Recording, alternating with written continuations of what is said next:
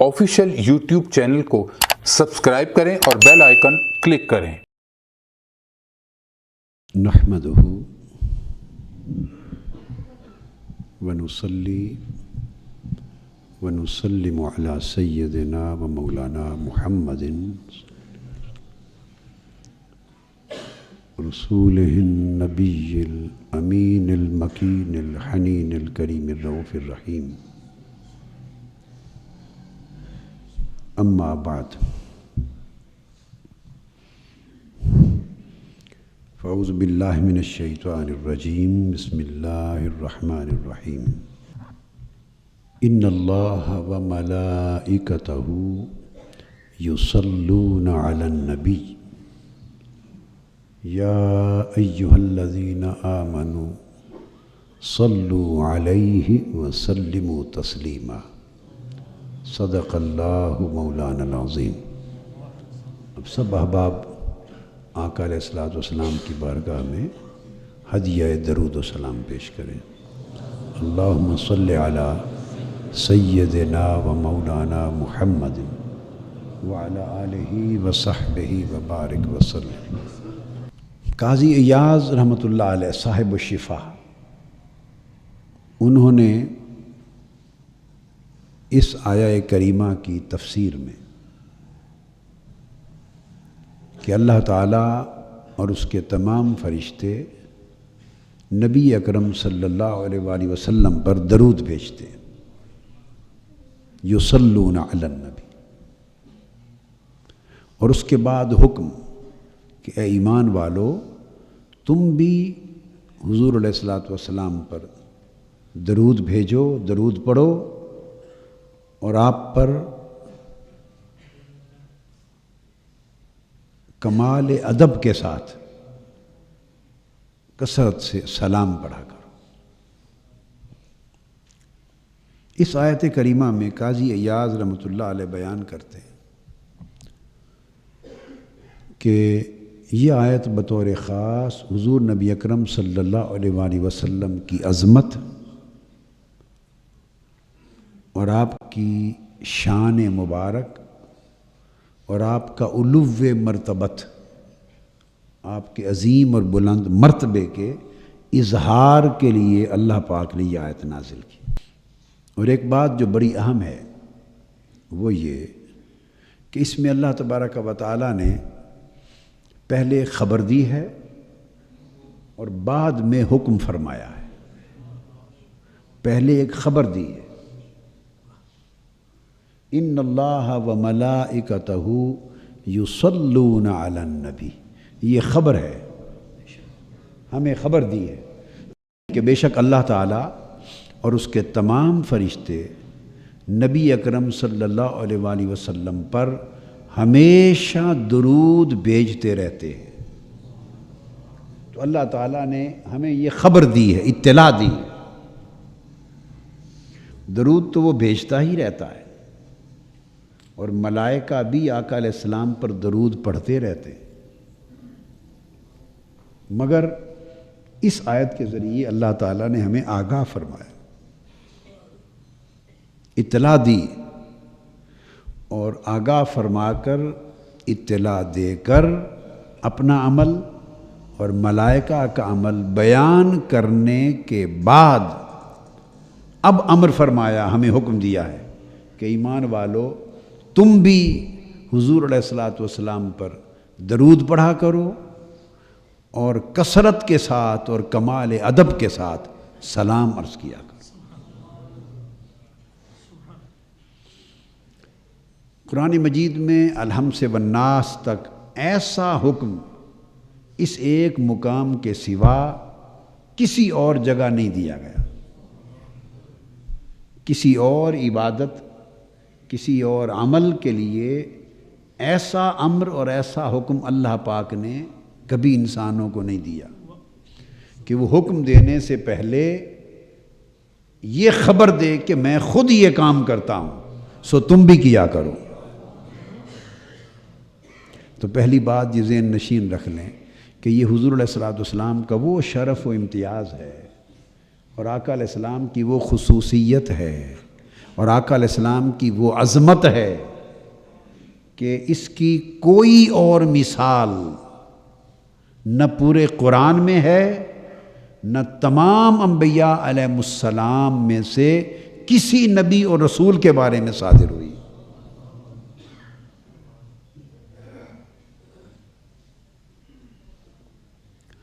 اور خاص بات، اللہ تبارک و تعالیٰ نے جب سلسلہ نبوت شروع کیا،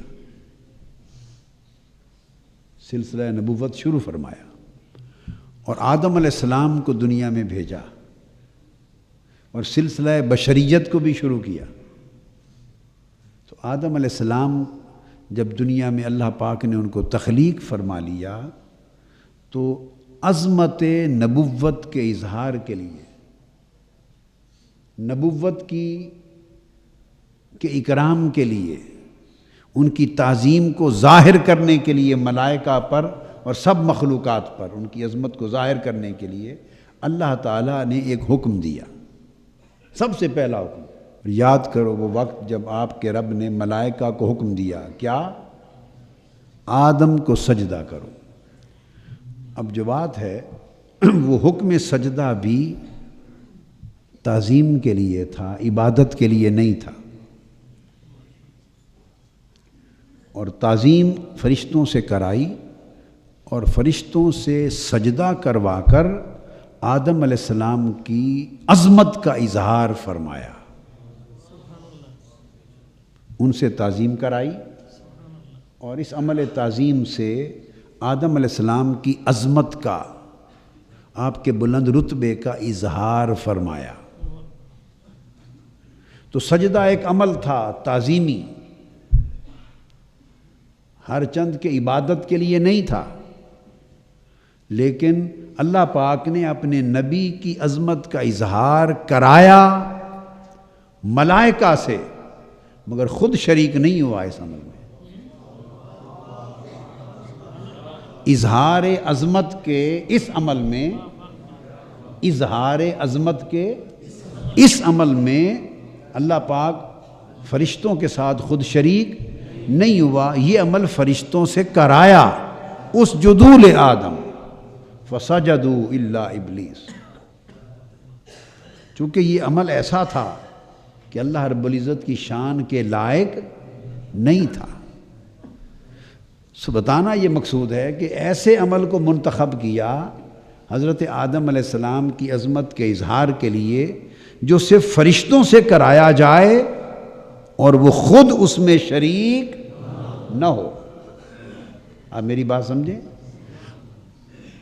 اگر عظمت کا اظہار کرانا تھا اور کرنا تھا تو حکم سجدہ نہ دیتا، اور بھی بڑے عمل تھے، کوئی اور ایسے عمل کو منتخب کرتا کہ اس عمل کے ذریعے آدم علیہ السلام کی عظمت کا اظہار اسی طرح ہو جاتا جیسے اب کرایا گیا۔ سجدہ کے بغیر کسی اور عمل کے ذریعے آدم علیہ السلام کی عظمت کا اظہار اللہ تعالیٰ کر سکتا تھا اور فرشتوں سے کروا سکتا تھا، مگر ایسا عمل چن لیتا کہ اس میں خود بھی کرتا، فرشتوں کو بھی ساتھ شریک کرتا اور اللہ کی شان کے لائق بھی ہوتا، اللہ کی شان کے لائق بھی ہوتا، مگر نہیں کیا۔ وہ سب سے پہلا عمل تھا اس کائنات کی تاریخ میں عظمت نبوت کے اظہار کے لیے۔ تو جب سب سے پہلی کوئی دلیل دی جاتی ہے اور سب سے پہلا عمل کائنات اور خلق کے سامنے رکھا جاتا ہے، سب سے پہلا عمل، تو وہ اتنا بڑا مضبوط اور مستحکم رکھا جاتا ہے کہ اس سے بنیاد پڑ جائے۔ تو اللہ تبارک و تعالیٰ نے وہ عمل جو فرشتوں سے کرایا، اس سے آدم علیہ السلام کی عظمت کا اظہار تو ہوا، مگر ایسے عمل کو منتخب کیا کہ اس میں خود شریک نہ ہو۔ سو اس طرح باقی انبیاء علیہ السلام کی اپنے اپنے وقت میں ان کی عظمت کے اظہار اللہ تعالیٰ مختلف طریقوں سے کراتا رہا، مختلف طریقوں سے کراتا رہا، مگر کسی کی عظمت کے اظہار کے لیے اللہ تعالیٰ نے ایسا عمل منتخب نہیں کیا کہ جس میں وہ خود شریک ہو جائے۔ جب آقا علیہ الصلوۃ والسلام کا وقت آیا تو حضور علیہ الصلوۃ والسلام کی بھی عظمت کا اظہار چاہا، اس نے حضور علیہ السلام کی بھی عظمت کا اظہار چاہا، اور حضور کی عظمت کے اظہار کے لیے ایک ایسے عمل کو منتخب کیا کہ جو سب سے پہلے اس نے خود کیا۔ اب اس آیت کریمہ کی ترتیب یوں ہے، فرمایا ان اللہ و ملائکتہ یصلون علی النبی، بے شک اللہ اور اس کے سارے فرشتے نبی صلی اللہ علیہ وآلہ وسلم پر درود بھیجتے، اور اے ایمان والو تم بھی حضور پر درود بھیجو اور خوب سلام پڑھو۔ اب اس کی ترتیب یہ ہے کہ اللہ تعالیٰ نے پہلے یہ اظہار کیا کہ حضور علیہ الصلوۃ والسلام کی شان مالا اعلیٰ میں کیا ہے، پہلے یہ بتایا۔ اب اگلا نقطہ بتا رہا ہوں، ہم ہیں سفلی دنیا میں رہنے والے، ہم عالم سفلا کے رہنے والے ہیں، عالم سفلا کے رہنے والے ہیں، سفلی دنیا کے رہنے والے ہیں، اسفل کائنات کے رہنے والے ہیں، اسفل السافلین کی دنیا میں، نیچے والوں کو، نیچے رہنے والوں کو حکم دینے سے پہلے بتایا کہ آؤ تمہیں بتاؤں کہ میرے محبوب کا مقام اوپر کیا ہے، کیونکہ اللہ اپنی تسبیح نہیں کرتا، اللہ خود اللہ اللہ اللہ اللہ یا اللہ اللہ لا الہ الا اللہ، اللہ یہ ذکر نہیں کرتا، ہمیں فرماتا ہے کرو۔ تو بتانا چاہتا ہوں اللہ پاک صرف ایک ذکر کرتا ہے، اللہ تعالیٰ صرف ایک ذکر کرتا ہے، اور اس بات کو دو جگہ قرآن مجید میں اللہ پاک نے صراحتاً بیان کیا ہے، تصریحاً بیان کیا ہے، چھپا کے نہیں رکھا۔ ایسا خیال کسی کو نہ آئے کہ باری تعالیٰ ہمیں تو ذکر بتائے ہیں تو کیا ذکر کرتا ہے، کو اپنا ذکر بھی بتا، کو اپنے ذکر کا بھی حال سنا، تیرا ذکر کیا ہے، تیرا ورد وظیفہ کیا ہے، ہمیں تو ورد وظیفے دیے ہیں، کوئی ورد وظیفہ تیرا بھی ہوگا جو تو کرتا ہے وہ بھی بتا۔ اس نے چھپایا نہیں ہے، اس نے کہا بتا دیتا ہوں دو جگہوں پر۔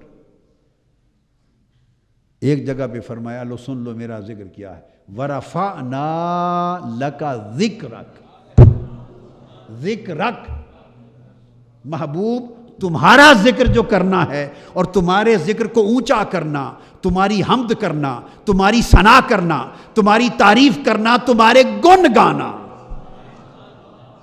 تمہارے گن گانا، تمہاری عظمتوں کے چرچے کرنا، تمہاری شان کو بیان کرتے رہنا، تمہاری حمد و ثنا کرتے رہنا، محبوب آپ کے ذکر کو بلند کرتے رہنا، یہ میرا ذکر ہے، یہ میرا ذکر ہے۔ اب وَرَفَعْنَا لَكَ ذِكْرَكَ، اس کا یہ مفہوم کہ یہ میرا ذکر ہے، اس کے اندر اگر ڈوب جائیں تو ایسے لگتا ہے کہ یہ مصرع اللہ کے ذکر پر صادر آتا ہے کہ محمد محمد کریں دے گزر گئی۔ اگلا مصرع اگر نہ پڑھیں، صرف پہلے مصرے تک رہیں تو لگتا ہے یہ ذکر الہی کی بات ہے، اللہ کے ذکر کی، محمد محمد کریں دے گزر گئی۔ وَرَفَعْنَا لَكَ ذِكْرَكَ، محبوب ہم نے آپ کا ذکر آپ کی خاطر بلند کر دیا۔ تو اللہ تعالیٰ ہر لمحہ ہر لحظہ حضور کا ذکر بلند کرتا رہتا ہے، یہ ہے ذکر خدا۔ اور دوسرا مقام فرمایا ان اللہ وملائکتہ یصلون علی النبی، کہ اللہ اور اس کے فرشتے حضور پر درود پڑھتے رہتے ہیں۔ اب لفظ تو آ گیا نا یصلون، حضور پر صلاۃ پڑھتے ہیں۔ اب صلاۃ ہے کیا؟ اس کے بہت سے معنی ہیں، میں بخاری شریف سے، جو صحیح بخاری کی کتاب التفسیر میں امام بخاری نے حضرت ابو العالیہ التابعی جو حضرت عبداللہ ابن عباس رضی اللہ تعالیٰ عنہ کے شاگرد جلیل القدر تابعی ہیں، حضرت ابو العالیہ التابعی، ان کی روایت سے امام بخاری نے صحیح بخاری کی کتاب التفسیر میں اس آیت کی شرح کرتے ہوئے جو معنی یصلون علی النبی کا روایت کیا ہے حدیث پاک سے، وہ ایک بیان کر دیتا ہوں۔ تو امام بخاری روایت کرتے ہیں قال ابو العالیہ صلاۃ اللہ ثناؤہ علیہ عند الملائکہ، معنی بیان کر دیا۔ اور یہ امام بخاری نے روایت کیا حضرت ابو العالیہ تابعی سے، اور معنی بیان کر کے گویا اپنا عقیدہ بتا دیا کہ صلاۃ کا معنی عند امام البخاری کیا ہے۔ فرماتے ہیں کہ اللہ کا حضور کی صلاۃ پڑھنا، درود پڑھنا، اس کا معنی یہ ہے کہ وہ سارے ملائکہ کو اکٹھا کر لیتا ہے۔ اندیت عند الملائکہ، ملائکہ کے سامنے، ملائکہ کے ہجوم میں، اجتماع میں، جیسے یہ ہمارا اجتماع ہے نا، تو اللہ تعالیٰ بھی ایک اجتماع کرتا ہے، جیسے یہ جلسہ نہیں ہمارا اور اجتماع ہوتا ہے۔ تو امام بخاری فرماتے ہیں حضرت ابو العالیہ التابعی کی روایت سے کہ اللہ تعالیٰ کا حضور علیہ السلام پر درود پڑھنا، اس کا معنی ہے ثناؤہ علیہ عند الملائکہ، کہ اللہ تعالیٰ ملائکہ کا اجتماع منعقد کرتا ہے اور ملائکہ سامعین ہوتے ہیں اور خود خطاب فرماتا ہے۔ کیا؟ ملائکہ حاضرین اور معزز حاضرین ہوتے ہیں۔ ملائکہ کیا ہوتے ہیں؟ معزز حاضرین، معزز سامعین۔ ملائکہ وہ حاضر ہوتے ہیں خطاب سننے کے لیے، اور خطاب کون کرتا ہے؟ خطاب اللہ تعالی، خطاب اللہ کرتا ہے۔ اور خطاب کا موضوع کیا ہوتا ہے؟ حضور کی حمد و ثنا۔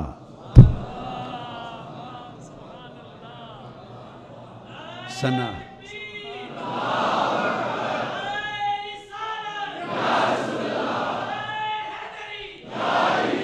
آقا علیہ السلام کی حمد و ثنا، حضور علیہ السلام کی تعریف، حضور کی شان بیان کرنا۔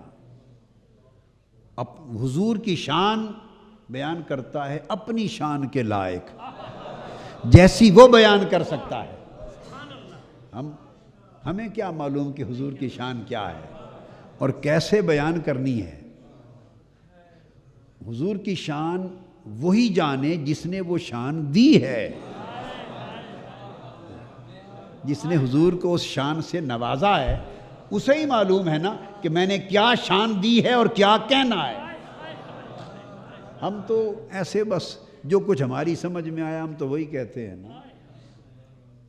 وہ شان دینے والا، اسے معلوم ہے شان کیا ہے اور کہنا کیا ہے۔ تو جب وہ حضور کی شان بیان کرتا ہے، اس کو دوسرے مقام پر رفعت ذکر کہتا ہے کہ محبوب ہم آپ کا ذکر بلند کرتے رہتے ہیں۔ تو جب اللہ شان بیان کرے گا تو شان ہر لفظ سے بلند ہی ہوگی نا۔ اللہ ہر لفظ جو بولے گا حضور کی شان بیان کرنے میں، حضور کی ثنا میں، تو حضور کی شان لمحہ بلمحہ بلند ہوگی۔ تو چونکہ بلند ہوگی اس لیے فرمایا وَرَفَعْنَا لَكَ ذِكْرَكَ، اور ملائکہ کے سامنے اللہ تعالیٰ حضور علیہ السلام کی حمد و ثنا کرتا ہے، شان بیان کرتا ہے۔ تو امام بخاری حضرت ابو العالیہ التابعی کی روایت سے بیان کرتے ہیں کہ ملائکہ کے اجتماع میں اللہ تعالیٰ کا حضور کی شان بیان کرنا، یہ معنی ہے ان اللہ و ملائکتہ یصلون علی النبی۔ یہ ہے درود پڑھنے کا معنی، اللہ یہ درود پڑھتا ہے حضور۔ اور وہاں بس ایک ہی جلسہ ہوتا ہے، جلسہ شان مصطفیٰ، اجتماع شان مصطفیٰ، اجتماع ثناء مصطفیٰ، اجتماع ذکر مصطفیٰ، اجتماع رفعت مصطفیٰ، اجتماع عظمت مصطفیٰ، اجتماع منزلت مصطفیٰ، بس. اور وہاں ایک ہی خطیب ہے، کسی اور خطیب کی مجال نہیں کہ دم مارے، اور وہ خطیب خود خدا ہے، اور سامعین کل ملائکہ ہے. خطیب بھی ایک، ہمیشہ موضوع بھی ایک، ثناء مصطفیٰ، حمد مصطفیٰ. چونکہ اسے معلوم تھا کہ میں نے قیامت تک فرشتوں کے اجتماع ہمہ وقت کر کر کے مصطفیٰ کی شان ہی بیان کرتے رہنا ہے، اور مصطفیٰ کی حمد، تعریف، حمد بیان کرتے رہنا ہے. معلوم تھا کہ منصوبہ کیا ہے، کیا کرنے والا ہوں، لہذا پہلے ہی اس نے نام رکھ دیا محمد. وہ ذات جس کی بار بار تعریف کی جائے اور بے حد و حساب حمد کی جائے. الذی یحمد حمدن بعد حمدن و مرتن بعد مرتن و کرتن بعد کرتن. وہ ذات جس کی بار بار بار بار بار بار حمد ہی کی جاتی رہے، شان ہی بیان ہوتی رہے. اور کرے کون؟ اللہ. سنے کون؟ ملائکہ. اور جلسہ گاہ ملائے اعلیٰ، عرش معلیٰ. یہ جو میں نے بیان کیا یہ امام بخاری نے روایت کیا ہے. لوگ بخاری کا شور تو بہت مچاتے ہیں کیا، مگر کسی کو نہ امام کی الف آتی ہے نہ بخاری کی بے آتی ہے. میں کہہ رہا ہوں نہ کسی کو امام کی الف معلوم ہے کیا، نہ کسی کو امام کی الف معلوم ہے، اور نہ کسی کو بخاری کی بے معلوم. وہی تو کہہ رہا ہوں کہ نہ الف جانے نہ بے جانے. یہ امام بخاری نے روایت کیا، اور یہ تفسیر تابعین کی ہے. حضرت عبداللہ ابن عباس سے وہ آگے روایت کرتے، صحابہ کی ہے، اور صحابہ حضور سے سن کر بیان کرتے ہیں کہ اللہ حضور پر درود پڑھتا ہے. وہ درود کیا پڑھتا ہے؟ ایک سوال ذہنوں میں رہتا ہے نا. اس کے اور بھی بہت سے معنی ہیں کہ یوں پڑھتا ہے یوں پڑھتا ہے، مگر میں نے آپ کو کہا کہ آج آپ کو معنی بتاتا ہوں جو امام بخاری نے صحیح بخاری میں حضرت عبداللہ ابن عباس کے طریق سے حضرت ابو العالیہ کی روایت بیان کی کہ حضور پر درود پڑھنے کا معنی یہ ہے. اگر کہتے نا صرف ثناؤہ علیہ تو بات مختصر تھی. اللہ حضور کی حمد کرتا ہے، ثنا کرتا ہے، یہ معنی ہے درود پڑھنے کا. یوں نہیں فرمایا، کہا ثناؤہ علیہ عند الملائکہ، ملائکہ کے سامنے. ملائکہ کے سامنے شان بیان کرنے کا مطلب جلسہ نہیں تو اور کیا ہے. ملائکہ سامنے بیٹھے ہیں، تو جب اللہ کا جلسہ ہوگا تو 2 4 5 10 ہزار ملائکہ ہوں گے. کیا خیال ہے؟ کو ہماری طرح کا جلسہ ہوگا؟ 1000 2000 5000 10,000 ملائکہ ہوں گے اللہ کے جلسے میں، یا لاکھوں ملائکہ ہوں گے، یا کروڑوں ملائکہ ہوں گے. آپ سمجھتے ہیں کیا کروڑوں بھی نہیں اربوں ملائکہ ہوں گے؟ نہیں. اللہ کا اجتماع ہے اور بیان شان مصطفیٰ ہے. اللہ کا خطاب ہو تو کیا کوئی فرشتہ گوارا کرے گا، یا اللہ کی عزت گوارا کرے گی کہ میں خطاب کر رہا ہوں اور فرشتے ارد گرد گھومتے رہیں؟ میری بات سمجھ آئی ہے؟ کوئی حاضر جلسہ نہ ہو ممکن ہے؟ خدا کا خطاب ہو اور فرشتے حاضر جلسہ نہ ہو؟ تو یہ لاکھوں کروڑوں کی اربوں کی بھی بات نہیں. آپ کہیں گے اتنے فرشتے ہیں،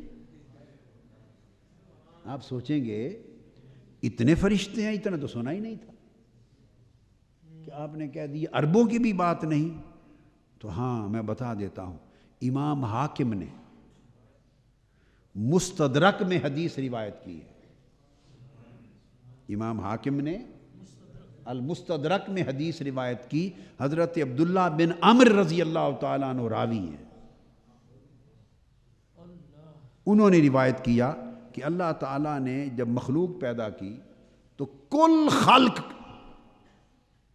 عرش سے فرش تک اور سدرۃ المنتہا سے تحت الثری تک کل خلق جو مخلوق پیدا کی اس کے 10 حصے کیے۔ کیا؟ 10 حصے کیے، کل خلق کے 10 حصے، اور 10 حصوں میں سے 9 حصے صرف فرشتے بنائے۔ کل مخلوق کے 10 حصے ہوں اگر عرش سے فرش تک، تو 10 حصوں میں 9 حصے تعداد صرف ملائکہ کی ہے، فرشتوں کی ہے، اور باقی بچا ایک حصہ، اس ایک حصے میں کل مخلوق ہے۔ اس میں انسان بھی ہیں، جنات بھی ہیں، چرند بھی ہیں، پرند بھی ہیں، نباتات بھی ہیں، جمادات بھی ہیں، حیوانات بھی ہیں، کل مخلوق باقی جتنی ہے جن و انس سمیت وہ سب ایک حصے کا آگے ٹکڑا ہے، جتنے جتنے اس میں سما جائیں۔ اور انسان تو اس ساری کائنات میں صرف زمین پر رہتا ہے، اور زمین اتنی بھی نہیں ہے ساری کائنات میں۔ یہ تو نظام شمسی کا ایک چھوٹا سا سیارہ ہے، زمین ایک سیارہ ہے، اور یہ کل نظام شمسی جیسے کروڑوں اربوں نظام اس کائنات میں ہے۔ تو اس لیے میں نے کہا کہ اربوں میں نہیں، کل آبادی، انسانوں کی کل آبادی 7 ارب ہے۔ تو 7 ارب ہیں انسان، پھر جنات، پھر حیوان، پھر سمندر کی مچھلیاں اور دیگر مخلوقات دریاؤں کی، پھر جمادات، پھر نباتات، پھر پرندے، پھر چرند، پھر پرند، پھر حیوان، پھر بہائم، پھر کیڑے مکوڑے، پھر جنات، نباتات، پھر جمادات، الغرض ساری مخلوقات کو پھر گنتے چلے جائیں، یہ ساری مخلوق انسان سمیت مل کر ایک حصہ بنے گا، اور 9 حصے ملائکہ ہیں۔ تو میں نے صحیح کہا کہ نہیں؟ کہ کیا خیال ہے، اربوں میں ہوں گے؟ وہاں تو کھرب ہا کی گنتی بھی پیچھے رہ جائے گی، کم ہے، لہذا اس کا عدد اور اس کا شمار ممکن نہیں۔ میں نے صرف ایک حدیث پاک کی روشنی سے آپ کو ایک نکتہ بتا دیا، اور ایک حدیث پاک ہے، اس حدیث میں آقا علیہ السلام نے فرمایا، سیدنا عثمان غنی رضی اللہ تعالیٰ عنہ نے پوچھا کہ یا رسول اللہ، ملائکہ جو انسانوں کے ساتھ موکل ہے، جو انسانوں کے ساتھ مقرر ہے، ان کی تعداد کیا ہوتی ہے؟ آقا نے فرمایا، ہر ایک انسان کے ساتھ 10 فرشتے صبح اور 10 فرشتے شام کو مقرر ہوتے ہیں۔ تو اب انسانوں اور فرشتوں کی تعداد کا اندازہ لگانا ہو تو 20 فرشتے تو آپ میں سے ہر ایک انسان کے ساتھ مقرر ہیں،